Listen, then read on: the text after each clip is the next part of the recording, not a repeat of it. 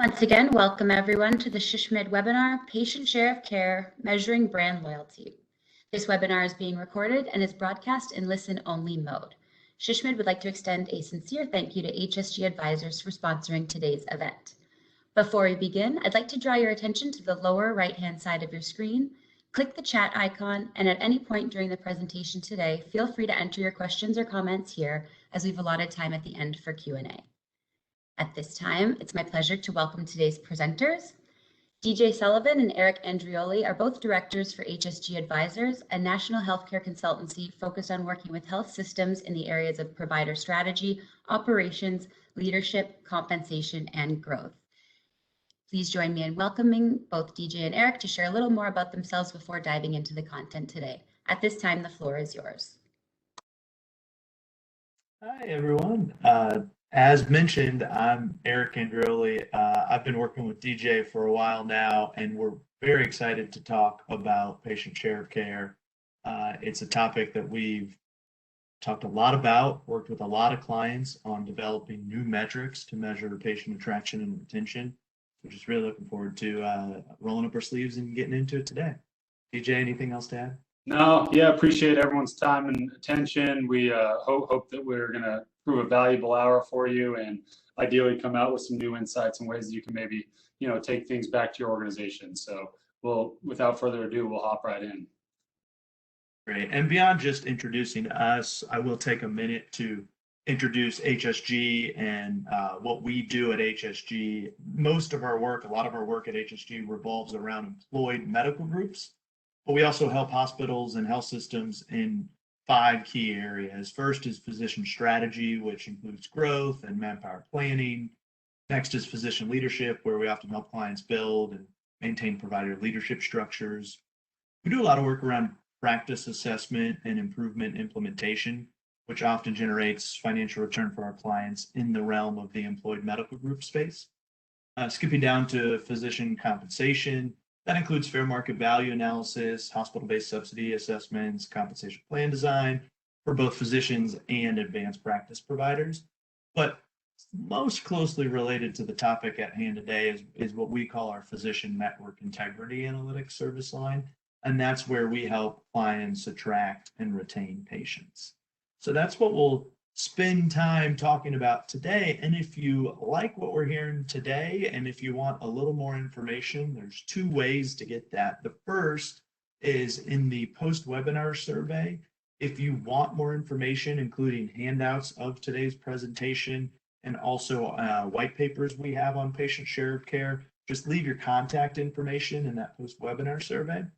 Also, if you are going to be in person on September 20th at the SHSMD conference, you can hear more of this information from DJ and also some of our health system partners.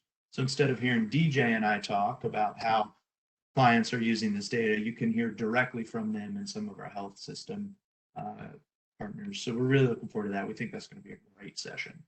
In one part to that, Tad, Eric, is that if you are not able to participate in the live in-person conference in September, it'll also, that same recording and presentation will be in the virtual conference in October. So there will be a number of ways to access that if you're not yet in the travel mode based on the current situation throughout the nation.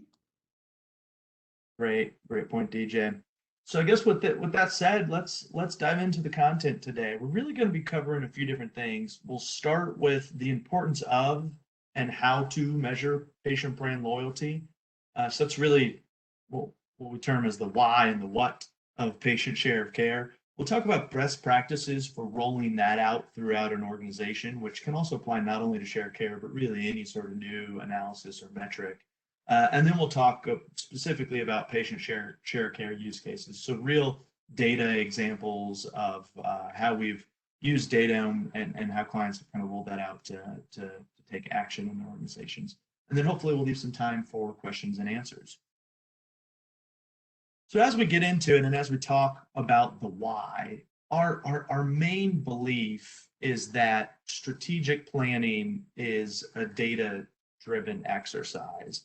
And the quality of any strategic outputs is directly correlated to the data and analytic inputs feeding those strategies. And that applies to a variety of different strategic planning processes. We could talk about strategies and improvement efforts for the employed network or employed medical group. We could talk about medical staff development planning, service line specific planning, or general market growth planning. And really, any one of those strategic endeavors is going to require a robust set of data that has to come from different places, go through different analyses, and then have frameworks to say, how do we bring all these disparate data sources together to tell the story that illuminates the path forward for strategic planning? And we've got some examples over here on the left-hand side of the page of different types of data that feed a variety of different strategic processes. If we think about provider productivity, it's helpful to know as we have practices throughout a market, which practices are busy, what provider types are busy, where might we have access issues, where might we have capacity in the system. All that can come together and feed really any one of those strategic initiatives I mentioned. Same with provider supply and demand. You know, where do we have a heavy mass of providers in the market versus where is their demand in the market? Are those two things aligned? Are they aligned on a specialty basis? So on and so forth. Even market and patient and population demographics. You know, as we look at any given market area, what do the demographics of our area look like, and what does that tell us about the strategic planning initiative we're undertaking? So really, you have to take all those disparate data sources and compile them together to have a data-driven strategic planning process. And those are just a few examples that I quickly go through. But we're also interested, I think, in hearing from you guys, because one thing we hear and one thing we see is it's tough to always have all the data you want. And so I think our first poll today, I guess our second poll today, interested in hearing from you all. You know, do you feel like your organization has access to the data and analytics you need to be successful in marketing and brand planning initiatives? So calling out those two specifically, and a scale of strongly agree to strongly disagree.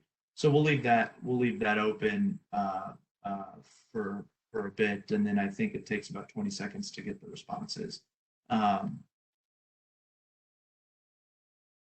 So as I'm waiting for those responses to come in, one thing I want to stress, and that was highlighted on the prior slide, if you remember, is we firmly believe that one of the most important pieces of data that can feed a strategic planning process is understanding patient behavior in the market, and specifically patient attraction and retention.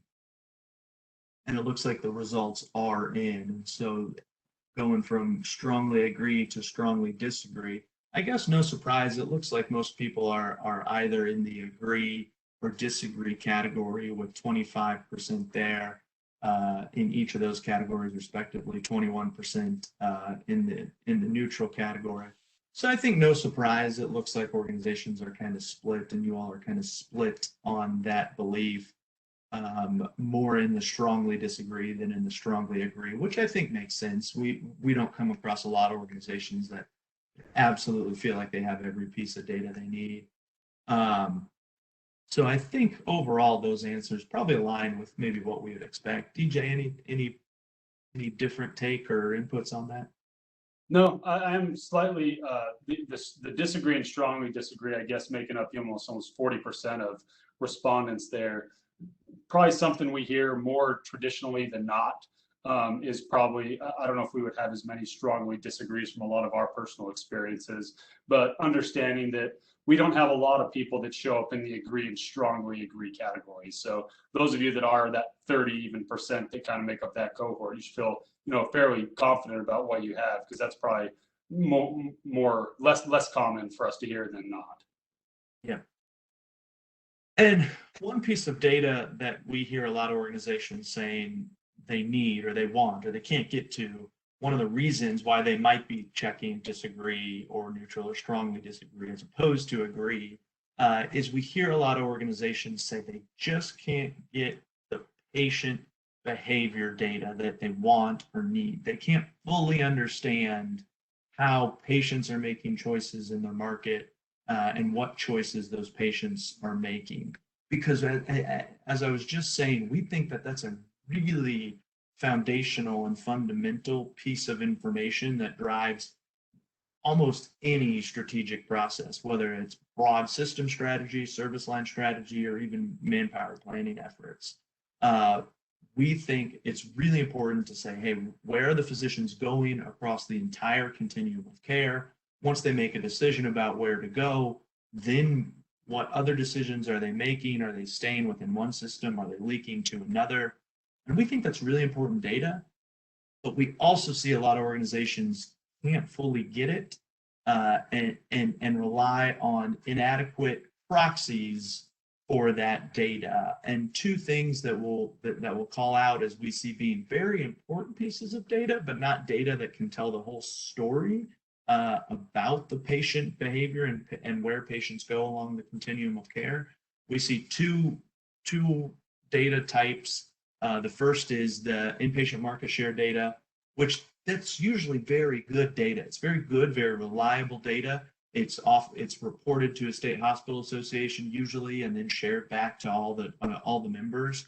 So in terms of the level of detail, in terms of the confidence in the data, it's usually very good stuff. But the problem is it misses the whole ambulatory landscape. And so the competitiveness of the ambulatory environment, which is increasingly important, really can't be, there's no insight to that when we're looking at the inpatient market share data. And then the other piece of data that we see organizations using, and important to use, but again does not tell the full picture, is data that they're extracting from their electronic medical record. And that is typically used for analyses or goals where the client is trying to understand leakage or referrals leaving the network as part of a broader referral management strategy. But the problem with electronic medical record data is the outputs are really only as good as the inputs. So if there's fields to say, hey, did you make a referral? What specialist did you make a referral to? Or if there's fields in the EMR to say, who is this patient's primary care physician? We see in a lot of organizations those fields aren't very well populated. And also anything in the electronic medical record really only pertains to that specific facility or that specific system. So it misses any care provided at other facilities. So you might be able to see we had a patient interact with our primary care physician and then get some diagnostics. And then you might be able to see that we never saw that patient again. So maybe that infers some leakage, but you don't necessarily know, or you can't see where did the patient go, what did they have done, where did they have that done. That data is missing any sort of data of care provided at other facilities. So again, a pretty big gap there. And so one type of data that we see fill those two gaps, and again, no data set's perfect, but we think using claims data, external third-party claims data, can provide a more holistic portrait of patient care.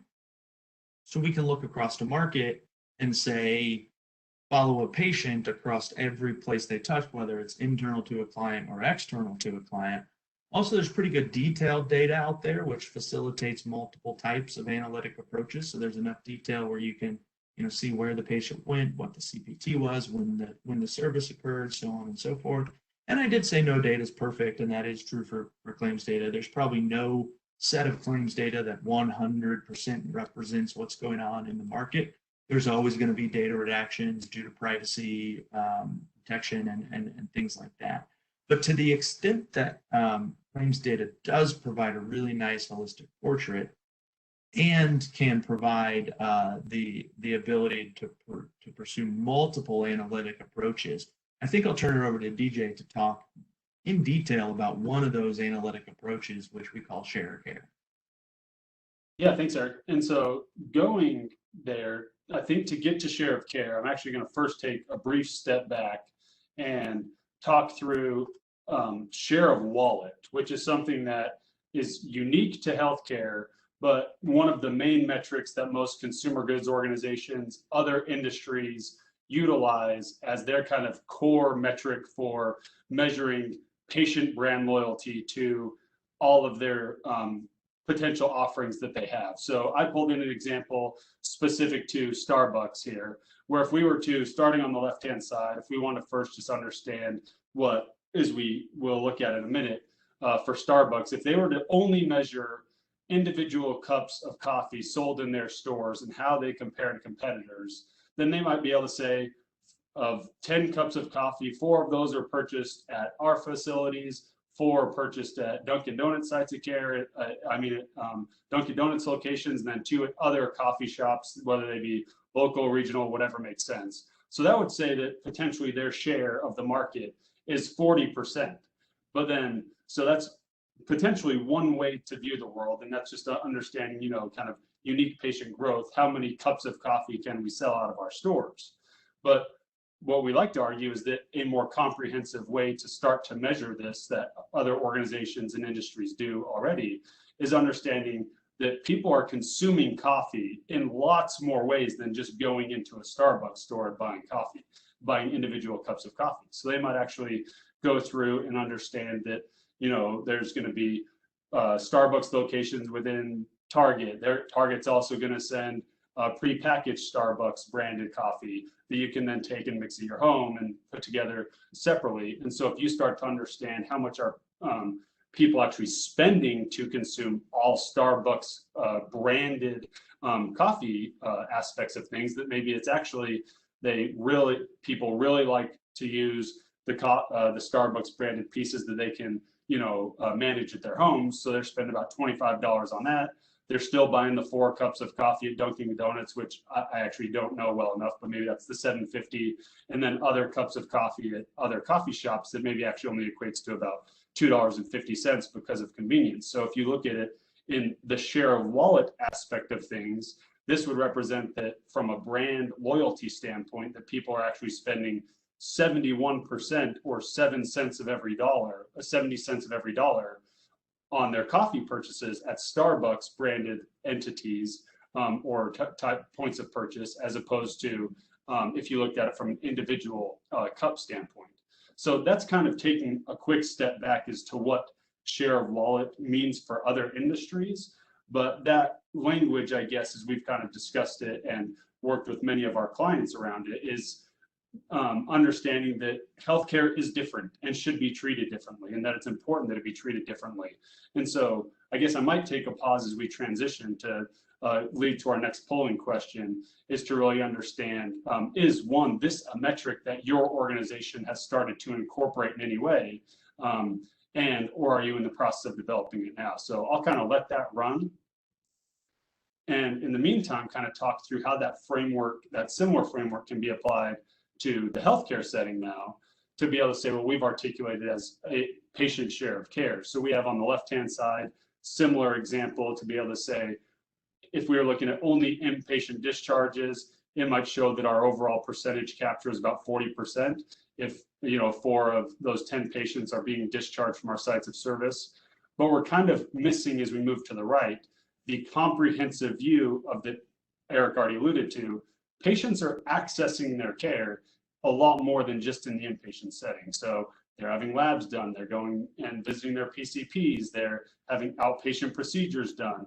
That's really beginning to become a more comprehensive way to view things, that a lot of organizations have had more become this view, something that can be more strategically implemented within their system to drive the overall, understand the overall value of care that they're offering and what that can ultimately mean for them from a ability to retain those patients within their system standpoint. Comments to add to that, Eric? No, I'm not sure I have too many more comments other than just thinking about the very first polling question that was asked, where 40% of the people said they still very heavily rely on inpatient market share. Yep. But also 30% of the people said that, you know, developing new metrics as well, which I think probably underscores the fact that it is an important metric. But I think there's we see a lot of appetite, a lot of systems out there acknowledging that there might need to be a broader metric as well. So talking through that a little bit more specifically, so if we looked at maybe an orthopedic patient, for example, a patient that ultimately ends up having a knee scope done, from a traditional inpatient market share view, we'd really only understand when that patient has their knee scope done. Is it done at our site of service or is it done elsewhere? That's if we were to use traditional inpatient market share measurement, that's what we would understand. As we start to look through this, we don't need to talk through each of these individually, but we understand that that care process for that patient is actually much more robust. Patients probably going first to their original PCP, saying they've had some historic knee pain. They're going to be referred to an orthopod, who's then going to do diagnostic imaging, some therapy. That might not work, so we're going to have do some potential injections in the knee.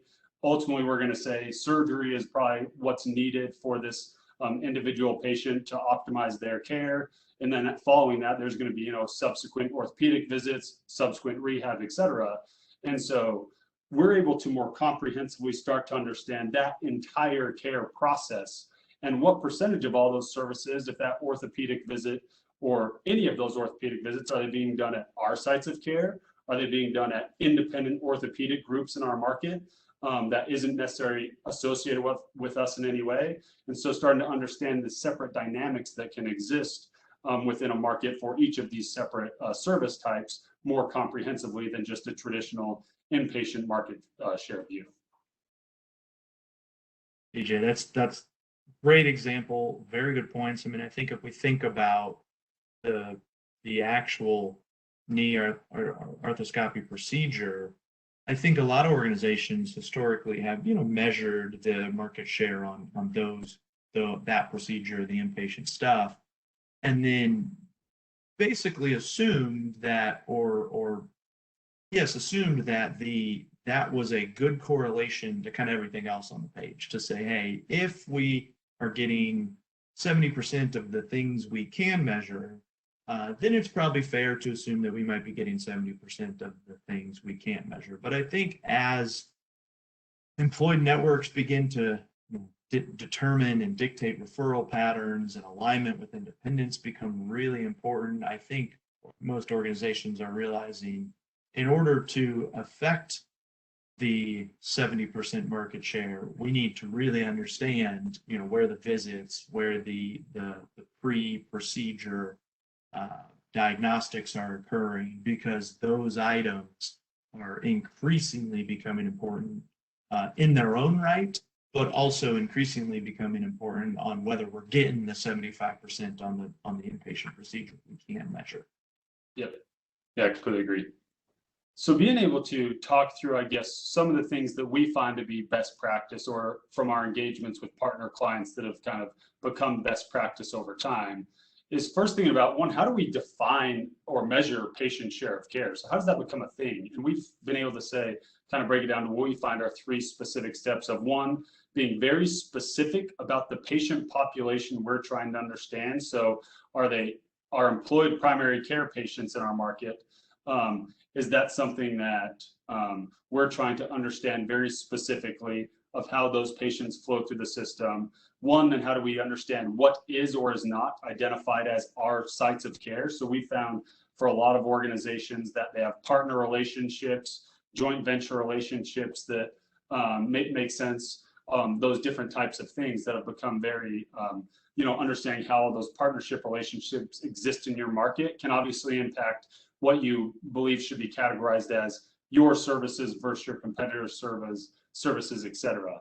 And then ultimately then being able to measure, okay, what does that look like from a total spend, and where are those patients actually introducing and having those sites of care performed.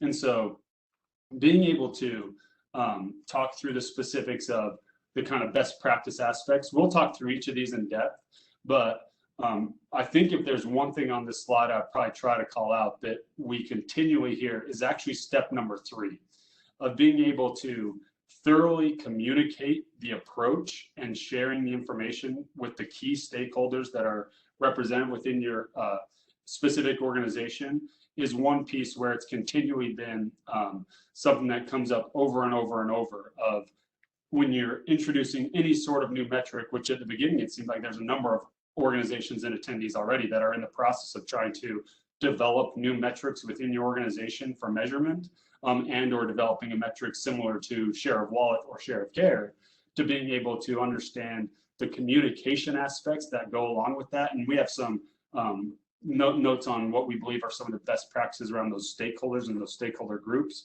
But that's one piece that, in addition to clearly articulating the question and the patient population we're trying to understand, and then doing obviously drill down analyses and understanding some of the factors of why patients would be utilizing certain sites of care. Those things are very important. Communication and education across the board is going to be the thing that, from our experience, is going to either make this successful or not for your organization. So I guess, Eric, do you want to maybe talk through some of the potential articulations of, considering the business question, and then even some of if we're defining patient populations?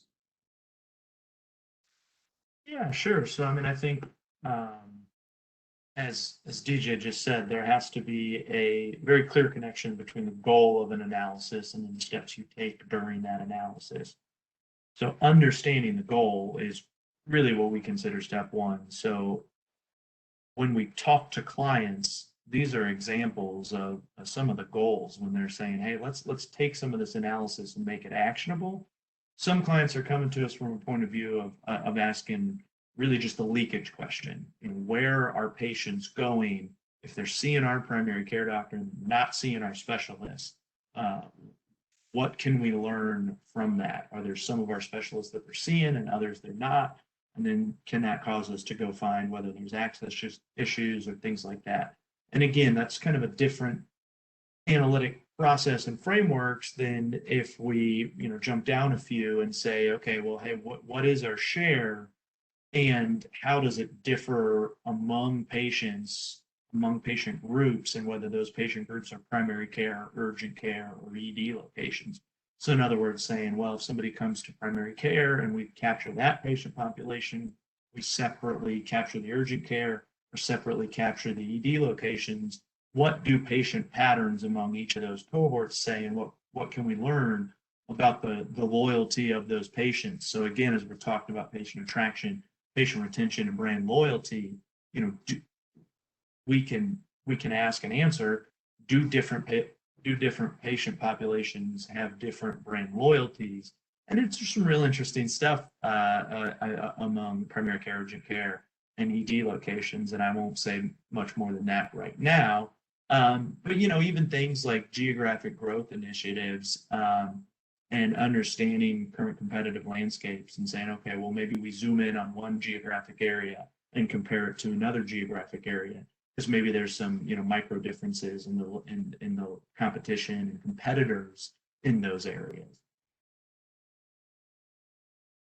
And I think, Eric, I could, thinking and adding on to that, especially as we're articulating those different patient populations and understanding, how they're utilizing care differently. These are some examples of ways in which many of our clients have started to understand and want to understand their specific patient populations. And we feel, if actually starting on the right-hand side of this, that primary care patients and the patients associated with PCPs on our panels, that understanding loyalty of that patient base first is probably going to be most critical to your success, because those are patients that, in our opinion, you have the best right and the best ability to ideally retain within your system. They're patients that are being seen by your PCPs on a somewhat regular basis. They should be very, used to your sites of services and other ways in which they can access care. That those are patients that are most likely going to be naturally more loyal to you, which we have some case study to support to start with, and then ultimately, being able to maximize and optimize that patient cohort to start. But then obviously there's lots of other ways and other patient populations that can become very important to clients based on the specific needs and asks that you may have. So when we get to the reporting piece, so this is one where we kind of talk through that communication aspect of, there's three main cohorts of groups, obviously, that we feel are utilizing this type of information most frequently, and the type of information that they want to see is different. Of being able to start, one, what is our executive leadership just like your executive leadership on a dashboard most likely has an understanding today of what does inpatient market share look like overall and how is that tracking over time. I would assume every person that's attending today has seen their leadership team continually report that out. They have probably, there may be service area definitions, primary, secondary, other ways in which they're also tracking that information. That integrating these types of metrics around share of care or share of wallet into dashboards like that is where that immediate opportunity and awareness can arise. But obviously, then being able to make changes and impact that in some way. Marketing, for example, is probably going to be a lot more geography based or service line based. So a few examples of clients that we've worked with around like cardiovascular and orthopedic services have clearly identified, been able to identify geographic gaps that exist where they may be in parts of their market have 70 to 80% ability to retain patients within their system, while in other aspects of their market, it's closer to 50 to 60%. And it really comes down to, okay, is that an access issue? Is that just an overall patient education issue on our ability to educate and market to those different groups of patients on how they actually access and utilize our orthopedic services? Or is there just more competition in that area? So there's lots of different dynamics that can start to understand how that can impact our marketing and overall brand strategy from an organizational standpoint. And then for the strategic planning cohort, it really, what we've seen most organizations start to develop this into their workforce or medical staff development planning aspects of things to be able to say, we understand we're only capturing 70% of the volume that we feel like we should in a certain market, but we also have all of our providers for, we'll say, cardiovascular services are also producing at the 80th percentile and above. And so it's probably more an access issue. And we need to make sure that we have the right specialties in the right locations to help support some of that. So there's, depending on the level within the organization of how things are being utilized, there's obviously different levels of information that need to be reported out to make meaningful change, just like on an inpatient market share basis or whatever other metric you're using. The level of detail based on the internal stakeholders also would need to shift and be adjusted to meet their needs. Anything to add to that, Eric? Okay. The one other piece I might add is there's probably 4 key stakeholder groups that we hear most frequently utilized. It's typically corporate strategy, obviously marketing, patient experience, and then we see a lot of financial teams start to utilize the information because obviously, just like share of wallet implies, and some of the earlier metric examples show, ultimately you are starting to understand how are patients spending their healthcare dollars when you are able to start to measure this. So you're understanding, where are those patients actually utilizing care and what is the financial impact that can potentially have on your organization. And so with revenue growth obviously being something that most individuals are very focused on, we find a lot of financial teams starting to drive a reasonable aspect of this and working closely in tandem with marketing to kind of make some of those meaningful changes and develop budgeting of what that actually means, what we feel like the real ROI can be for entering new markets, etc. So the last piece that we, from our professional services consulting aspect of things, need to make sure that we address is really being able to understand that we know there are both patient and provider factors that play a role in how patients actually utilize care. Patients, whether it be geography, insurance, other things, there are certain places where they need to be receiving their care. And we just need to be aware of those factors as they relate to overall utilization and where patients receive those services, so that data like this doesn't become beating over the head of why are certain patient populations using care in a certain way, but understanding that there are dynamics both at the patient and provider level that should be understood and taken into consideration when reviewing data. Yeah, and I think somebody specifically asked about number 5 and best practices, and I mean we always recommend joint problem solving with your providers and with even operational people as well, which I think gets to the question as well. If you're looking at something in the marketing data or the share of care data or any piece of data that you're looking like maybe there's leakage, Maybe there's an area where our patient attraction isn't as strong as we want. Just as DJ said, we encourage clients to resist the temptation to go to the providers and say, well, you're not referring enough patients. Instead, we encourage people to go to the providers and say, hey, let's engage in some joint problem solving, because for whatever reason, patients coming to this practice are less likely to go to, our aligned orthopedic surgeons. Do we know why that is? Is there access issues with the orthopedics? Is there something about, the location of the office? Are there other operational measures we can pull in to help understand the access or the productivity of the orthopods? Things like that is how you kind of incorporate those two measures, the operation side and the marketing side. Throw in the provider perspective as well for some joint problem solving, and that's where you're really going to move the needle. Yeah, perfect.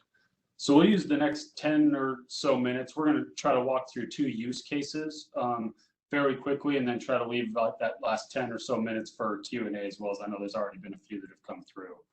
So with that, the first use case we want to talk through was for one of our partner systems, a large health system in the Midwest, where they've actually been measuring patient share of care for their primary care patient panels for almost 3 years now. So they very clearly understand how patients that are entering through their primary care locations, how those patients are ultimately utilizing their care. For across the board, they might, as an example, be capturing 70 cents of every dollar that those patients are spending on their healthcare services comprehensively. They know they're able to retain that within their system.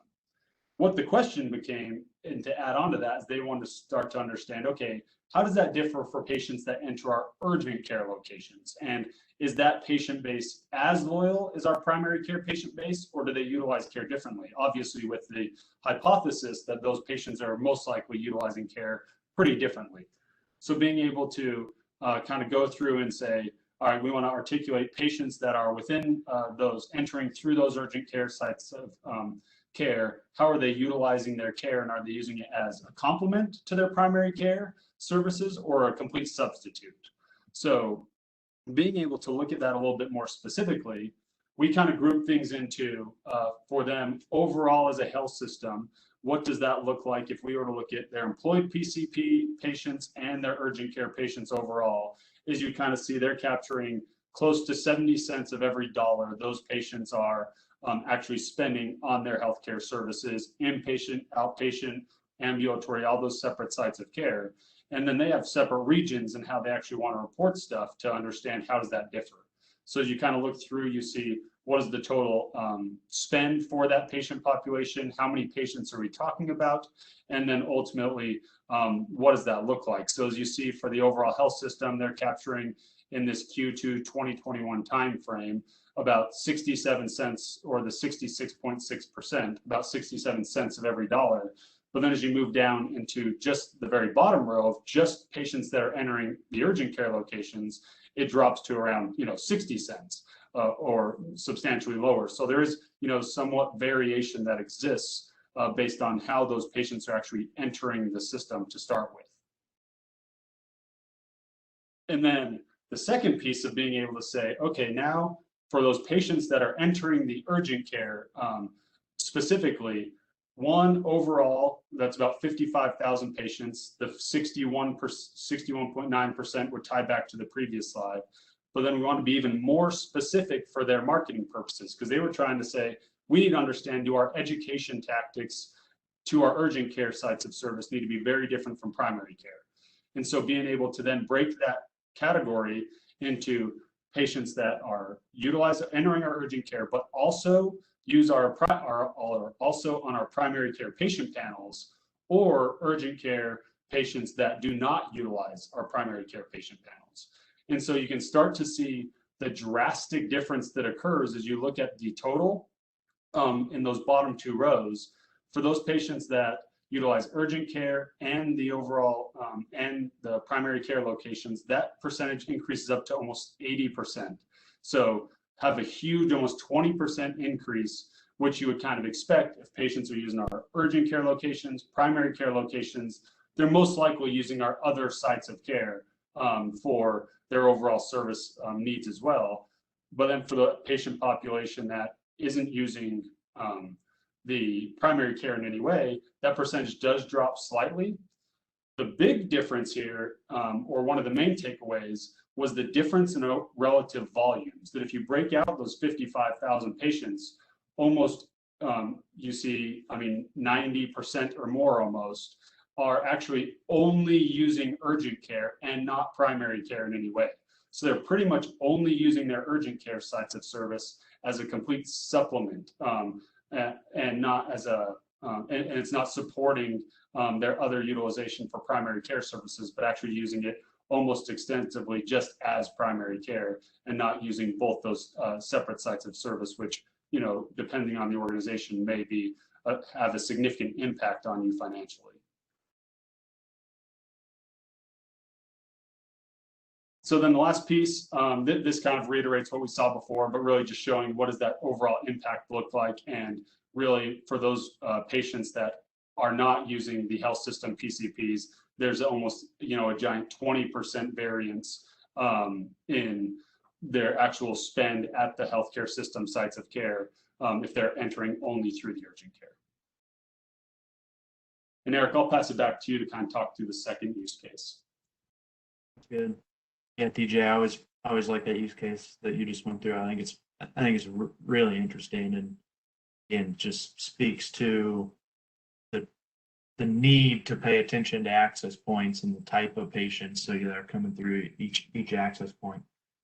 Changing gears slightly, because I think in addition to focusing on the retention aspects of patient leakage and things like that, we picked kind of a different case study that we think is pretty interesting, because here the system we were working with was really trying to assess its readiness for risk and value contracting.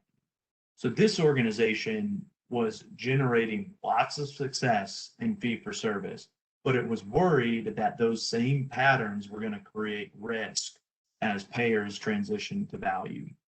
And there was no more diagnosis or no more service that they were concerned about than back pain. And they looking at their own internal data from their self-insured employee population, they had a hunch that their practice patterns were generating expensive care for back pain.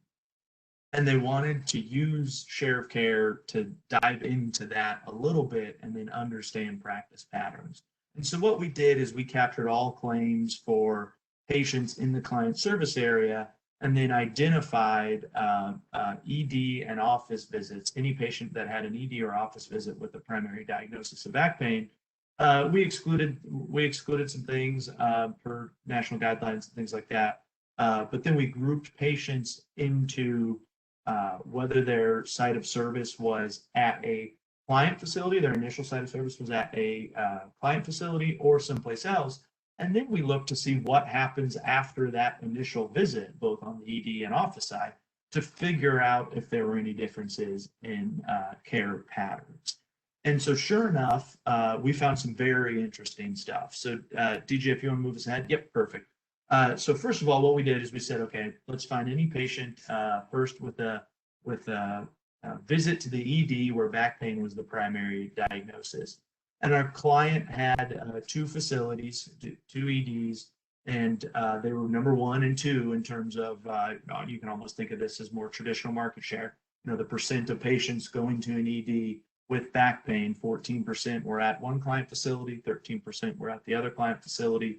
So they knew, the top of the funnel, they were getting a large proportion of these patients. So then, as I said, we broke those out and said, okay, well, let's look at patients going to those two client facilities versus everyone else, and let's see what care patterns happen after that initial visit. And so what we're looking at here is different procedures down the left-hand side, and then it's divided into two columns. One column is the client patient cohort, and the other column is all other patients. So the way to interpret this is, of the patients that went to a client emergency room with a back pain diagnosis, 35% of those patients got an X-ray, 35% of those patients got a CT, 19% of those patients got an MRI, so on and so forth. And of course, those do add up to more than 100% because many patients had multiple of those services performed on them. But what really gets interesting is when you compare the two columns, because as you can see, we've kind of circled MRI, because what this shows is patients who are showing up to the client emergency room were twice as likely to get an MRI study compared to clients showing up to, patients showing up to other emergency rooms. And so that was a key takeaway. And you can see that the same pattern held on X-ray and CTs. So patients going to a client emergency room were more likely to receive imaging studies after that ED diagnosis of back pain.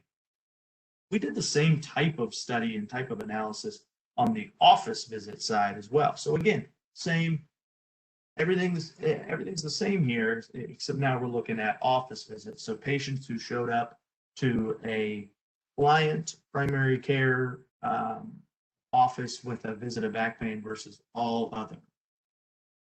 And again, same interpretation here. And so what we can see is if we pick on X-ray, and we'll pick on MRI as well. So 50% of the patients who showed up to the client PCP for back pain got X-rays versus every other patient got 27% of those patients got X-rays. MRI, you can see the split there, 20% versus 8%. So again, the things we were seeing on the ED side held true and then some on the office side. And even if we look at the procedures at the bottom, what percent of patients went on to surgeries, spine procedures, fusions, decompressions. On the client side, it was 5% and 4%, which is pretty low numbers if we're thinking about the bottom of the funnel. But then you compare that to the other column, and really what we saw is patients were 4 or 5 times more likely to have a surgical procedure if they went to a client office versus somebody else. And there's a few different ways to look at that, right? And we're not making any judgment calls here yet, because certainly one way to look at that is, well, our client must be providing great access to get these patients into the orthopedic surgeons that they need and to get patients the care that they need, right? That could be one very valid interpretation of this, to say these patients need this care. Our client is doing a better job funneling the patients to the care they need. One other potential interpretation would be to ask whether or not the care is necessary, and is the other patient cohort receiving more efficient care because they're not getting surgeries they don't need. And so there's obviously more analysis that needs to occur to answer those questions, but it is interesting to at least use this data to tee up where we need to dive into and where those discrepancies occur. And then you can also compare things to national guidelines. There's national guidelines out there that say MRIs performed within 6 weeks of the initial back pain diagnosis aren't as useful. And so then if we start looking at some of those things and start putting some of those time bounds on it, we can see that our patient, the client's patient cohort, 70% of those patients received MRIs within 6 weeks. 45% of other patients received MRIs within 6 weeks. And again, there's all sorts of confounding variables that might make it necessary to get an MRI even before that 6-week period. We've tried to control for some of those. We absolutely did not control effectively for everything. So we're not making judgment calls yet, but we're illuminating the need to maybe dig into some things, because if this organization was going to transition to risk-based contracts, this could be an area where they were going to have risk, which could translate into financial risk if there's downside to those contracts. Thanks, Eric. And I might actually, just given trying to wrap up to leave about 10 minutes for questions, what I might do is taking those two use cases. I think the reason we pulled those out of all the different ways in which we felt share of wallet or share of care could be measured was understanding really the specifics around some of the ideas that we talked about for best practice of understanding. One, specifically, what patients are we trying to understand? How are we comprehensively trying to understand how they're utilizing care? And then obviously, I think one of the big takeaways is the education piece that comes along with that, and how that can then be utilized for marketing and or strategy development purposes. That there's a number of different ways in which obviously those use cases can be utilize to impact how we actually move and manage those and make relative adjustments moving forward. But I think overall conclusions and takeaways I'll just touch on a few of these quickly. That some of the things that we found to be most important is one, as we've seen, most organizations historically use inpatient market share as kind of their primary driver for strategy development. Great patient attraction, understanding if we know our overall share is going up, we must be having more patients flowing through our doors. It's a great metric to have, but we do feel layering in some patient retention efforts of, we know these patients are utilizing our care already, maybe different access points than the inpatient setting. How do we start to understand those patient cohorts more cohesively and how they utilize care, and how does their care utilization differ? We find is where there's the true ability to start to more move the needle and grow revenue in a different way and impact your organization in a different way than has probably been or than we know has been used historically in healthcare, but taking frameworks from other industries and trying to apply them to healthcare. So that's kind of, I think, one of the big things there. And then the other one that I'll call out specifically is the focus on the primary care patients, that we feel that of all the patient populations, if there was one that you should ideally care about, it's really starting to understand that patient population cohesively and how are they utilizing care very specifically, and then utilizing them to leverage into additional incremental pieces is what we found to be most successful from other organizations we've been engaging with this type of piece on, so that they can, no matter what data they're using, that seems to be the piece that they're able to most effectively start to understand, with that primary care patient base being, very core to obviously their overall health system success. Anything, I guess, to add, Eric? Nope. I think excited to get to some of the questions. Yep. Okay. So with that, we will transition, I guess, Stephanie, to questions, given the, I guess, 8 minutes we have left. Sure, and I invite everyone to use the chat to enter your questions. There are a few in queue already. Several questions came in about benchmarking and what should health systems shoot for in their core service lines. Yeah, I saw that. Great question. And I think in terms of a specific number, that's kind of hard to answer. But in terms of best practices, in terms of thinking about how to get to that number, I think it's really important that organizations think about their scope and think about their service mix and service offerings, and also take a real, honest, and realistic view of the market, because obviously depending on what patient population you're trying to gauge, if you zoom in on that patient population so much that it's a very loyal patient population, and whether you're doing that geographically because you're only capturing patients very, very close to your facility, obviously you would expect your market share to be higher or your patient share of care to be higher in that situation, versus if you tried to expand and said, well, every patient, within a large geographic radius, or every patient, no matter how we're trying to capture the patient, every patient, we want to understand what our share of care is. With that very broad patient population, obviously, just naturally, that's going to be lower numbers. And so I think that's one of the things that makes it a little tough to benchmark, is because, if it requires having an honest and realistic, look at what group of patients do we really think we can win, and then let's measure that, and then that becomes more comparable to other numbers. In one part I might add to that quickly, Eric, is the ability, once you start to do that, is understanding, I think where he was going a little bit, is understanding your service capabilities among different service lines. And if you feel your cardiovascular service line is just as robust as your orthopedic service line, yet your share of care is 15 percentage points different, for example, then starting to almost say, okay, what is the specific gap in orthopedics, and how do we get that where cardiovascular services may already be performing?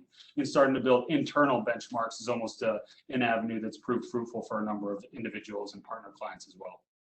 Yeah, great point, DJ. Because obviously a huge tertiary facility is going to have different service mix, different market share than a smaller community facility. And so, yeah, so it's internal benchmarking becomes more important, just like DJ said, to say, well, if we can win in cardiovascular, we ought to be able to win in orthopedics. Thank you. The next question is, are there privacy issues that come into play when health plans share this data with third parties? Also, very great question. And yeah, privacy is super important, and that's why there's always going to be some limitations to what we can and can't do with the data. The data source we use, for example, does not identify any patient or any patient characteristics. We do see like an anonymous 10-digit number that is associated with any care that a particular patient received, but we can't trace that back to anybody. And any services that could allow us to trace that back to anybody are usually redacted by the payers. So there's always volume thresholds and things like that. If there's only one service in an area that was provided to one person, that's just simply not going to show up on the data because that would create a privacy concern. Deliveries and things like that don't show up in the data usually because, again, that's tied to birthdays and creates privacy concerns. So the entities out there have a variety of measures in place to protect the privacy. Thank you. The next question is related to the best practices you were sharing. Are there any best practices with integrating operational and marketing efforts that are working in tandem? Yeah, and I can talk to that if you want to. Yep, go ahead, Jay. Yeah, so I guess thinking about one example of a client we've been, I guess, working with and how they've utilized share of care operationally with it actually being led by marketing is kind of gets back almost to the patient access point of view, to being able to really understand that they felt their share of care, they felt was very good. But they also knew there was opportunity to improve it. But using that and then looking as, I think when Eric went back to his initial menu of all the data inputs and how they all need to play together, they knew that their productivity was high for the providers. Access was one of the things, and their timeliness to get patients in to see providers was and the scheduling throughput aspect of things was actually one of their biggest issues. So they were able to take those separate data points together as a team, and it became honestly a lot more the basic blocking and tackling around how do we make sure that our scheduling is optimized, because they felt that if their scheduling was optimized, that one could boost up provider productivity as a whole, as well as in tandem ultimately increase their share of care because they're able to keep more patients within the system in a certain time frame. So getting back to Eric's earlier slide at the beginning, that we do feel, while this is a very important metric, we understand that it's one of many that actually should be utilized to drive overall strategy and operational improvements as well. I think we have time for one more question. How specific do you recommend being when creating patient populations for measurement and reporting? Go ahead. My extreme cop-out answer, I guess, is it really depends on the goal of what question you're trying to answer. Because I think a very common question is we feel like we should we feel like we should be able to win the care of patients who have established relationships with our primary care physicians. So that's, I think, a really good level of specificity to say, well, let's cast the net there. Patients who we have established primary care relationships with. For most questions, that's a great level of specificity. We also have clients, really zooming in and saying we want to create an orthopedic center of excellence. So actually, what we're going to do is create a patient population of any patient that has had an orthopedic surgery over the last year, and then we're gonna look at the care that led them to have that orthopedic surgery to make sure that we are, having the right pathways to that surgery. So a little bit of a cop out, but as specific as it needs to be to accomplish your goal. And the one part I might quickly add to that, given our time, is just saying probably starting broader and then getting more specific is what we would probably recommend as best practice. Is that because it's so new as a metric into healthcare, starting broader and making sure that you have the education and communication piece, some of that solidified on the front end, and then using that momentum to drive into the more specific things would probably be best practice from our point of view. Thank you. And thank you to DJ and Eric for sharing your expertise. Thanks to HSG advisors, and thanks to all of you for joining. A copy of the recording will be shared with you all later today. Thanks so much. Thank you all. Thanks, everyone. Bye.